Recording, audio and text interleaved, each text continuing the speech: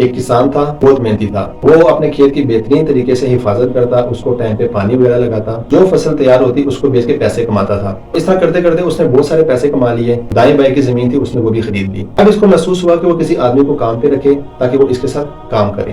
اس کے لیے اس نے مختلف لوگوں کے انٹرویوز کیے، ان سے سوالات پوچھے کہ آپ کو کیا آئیڈیا ہے، کیا نالج ہے، آپ کیسے کام کریں گے، ایگریکلچر کے متعلق آپ کو کیا آئیڈیا ہے۔ تو کسی نے اس کا تسلی بخش جواب نہ دیا، اس نے سب کو ریجیکٹ کر دیا۔ کچھ دن بعد اس نے ایک اور آدمی کا انٹرویو کیا، اس سے پوچھا کہ آپ کیسے میرے ساتھ کام کریں گے، میرا ہاتھ کیسے بٹائیں گے، آپ کو کیا آئیڈیا ہے کام کے متعلق۔ اس نے صرف ایک لائن کا جواب دیا، اس نے کہا I can sleep when the wind blows۔ اس نے کہا I can sleep when the wind blows۔ تو سمجھ نہیں آیا، لیکن اس نے اس جواب کے بدلے اس کو کام پہ رکھ لیا کہ کچھ دن بعد دیکھ دیں کہ اس کا کیا مطلب ہے۔ کچھ دن گزرے، انہوں نے کام شروع کیا، کام وغیرہ کرتے رہے، کسان اپنے پیسے کماتا رہا، مزدور آدمی تھا یہ اپنے پیسے کما رہا تھا۔ ایک دن اچانک کیا ہوا، طوفان آ گیا، تیز ہوائیں آ گئی۔ کسان اٹھ کے بھاگتا ہوا اس آدمی کے پاس گیا تو کیا دیکھا کہ آدمی سو رہا تھا۔ تو اس نے آدمی کو اٹھایا کہ بھائی اٹھے، وہاں پہ طوفان آیا ہوا ہے، تمام چیزوں کو باندھنا ہے، اس کو کور وغیرہ دینا ہے، مویشی وغیرہ باندھنے ہیں، آپ سو رہے ہیں، آپ کی نوکری کیا ہے؟ اس نے کہا میری نوکری، میں نے تو آپ کو بتایا تھا کہ I can sleep when the wind blows۔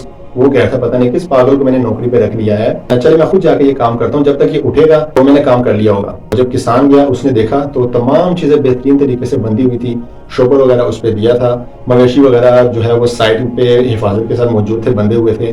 تو یہ آدمی کسان کے پاس آیا اور کہا کہ جا کے آپ سو جائیں، میں نے کام آلریڈی کیا ہوا ہے۔ کسان کو سمجھ آ گئی اس بات کی کہ I can sleep when the wind blows کا سمپل مطلب یہ ہے کہ جب مصیبت آتی ہے تو کام اس وقت کرنے کی ضرورت نہیں ہے، کام ہمیشہ اس سے پہلے کر کے رکھ لینا چاہیے۔ تو میرے بھائیوں، ایک طوفان موت کی شکل میں ہم پر بھی آنے والا ہے، کیا ہم نے اس کے لیے تیاری کی ہے؟ کیا تمام چیزیں اس کو ہم نے شوپر وغیرہ دے کے حفاظت کے ساتھ رکھ لیا ہے، یا سب کچھ بکھرا پڑا ہوا ہے کہ طوفان آئے گا اور سب کچھ اٹھا کے لے جائے گا؟